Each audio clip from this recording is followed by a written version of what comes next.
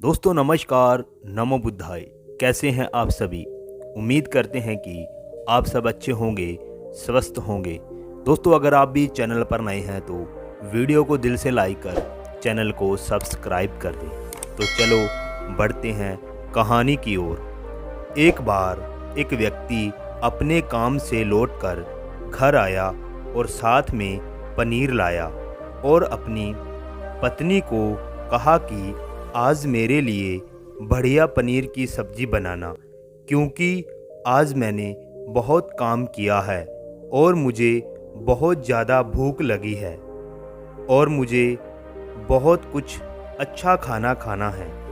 उसकी पत्नी कमरे से बाहर आई और पनीर लिया और कहा कि बिल्कुल हाथ पैर धोकर तैयार हो जाइए, मैं आपके लिए बहुत ही स्वादिष्ट खाना बनाती हूँ।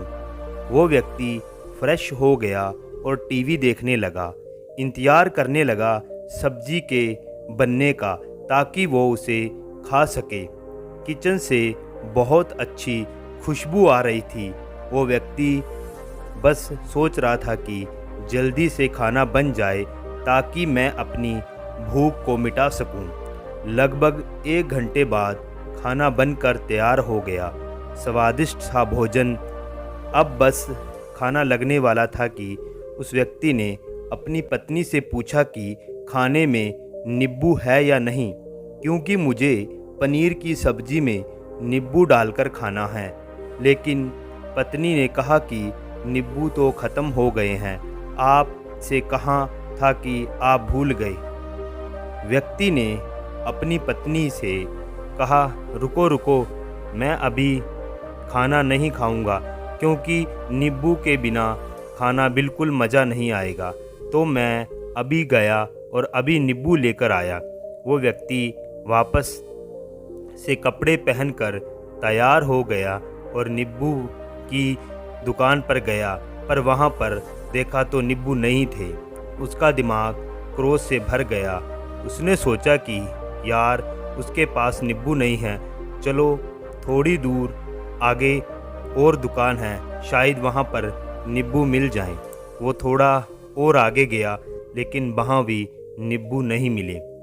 अब उसने सोचा दूर की सब्जी मंडी चला जाता हूँ, वहाँ से नींबू लेकर आऊँगा, क्योंकि नींबू के बिना सब्जी में मज़ा नहीं आएगा।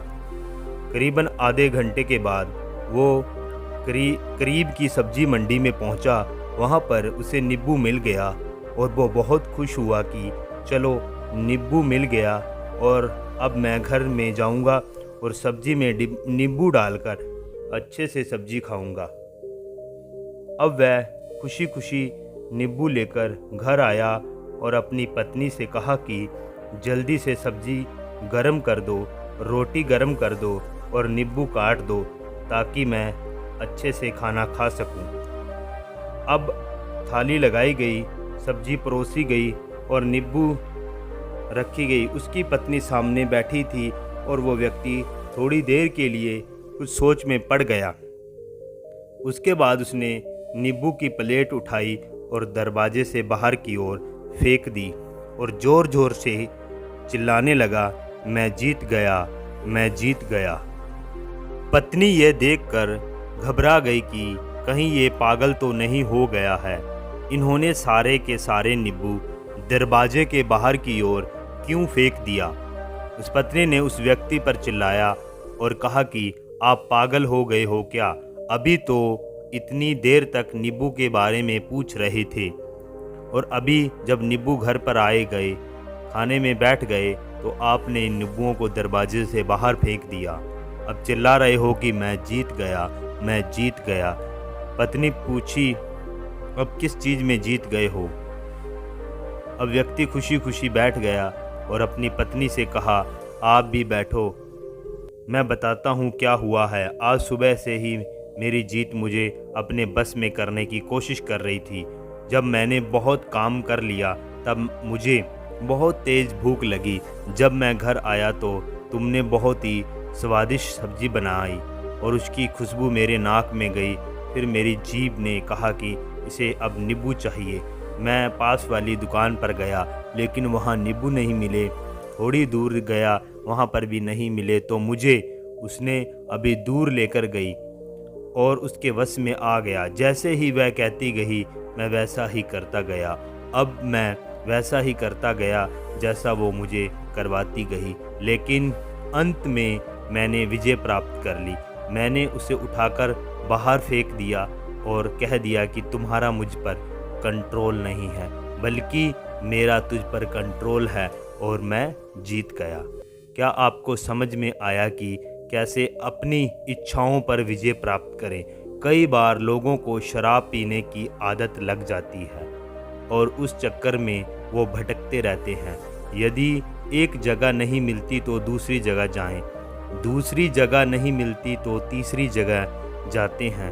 और अक्सर युवाओं के साथ ऐसा ज़रूर होता है कि वो शराब पीने के लिए बैठते हैं, सारी शराब ख़त्म हो जाती है।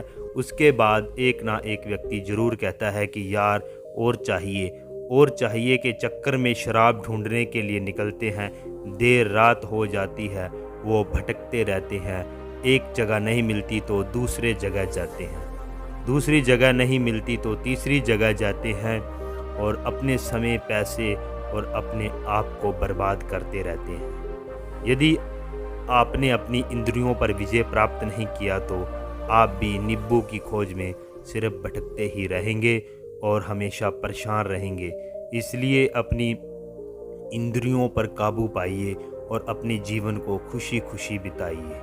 आशा करता हूँ कि इस स्टोरी के माध्यम से आपको कुछ ना कुछ सीख ज़रूर मिली होगी। अगर मिली हो तो अपने दोस्तों के साथ ज़्यादा से ज़्यादा शेयर करें और चैनल को सब्सक्राइब करें।